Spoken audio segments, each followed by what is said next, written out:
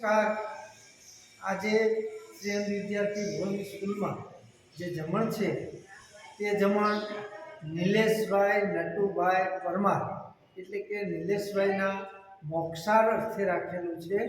તો આપણે સૌ પરમ કૃપાળુ પરમાત્માને પ્રાર્થના કરીએ કે નિલેશભાઈના આત્માને શાંતિ અને સદગતિ આપે અને ઈશ્વર એને હર હંમેશ એના પર એની ઈશ્વરની દિવ્ય દૃષ્ટિ રહે એ આપણે ઈશ્વર પાસે પ્રાર્થના કરીએ.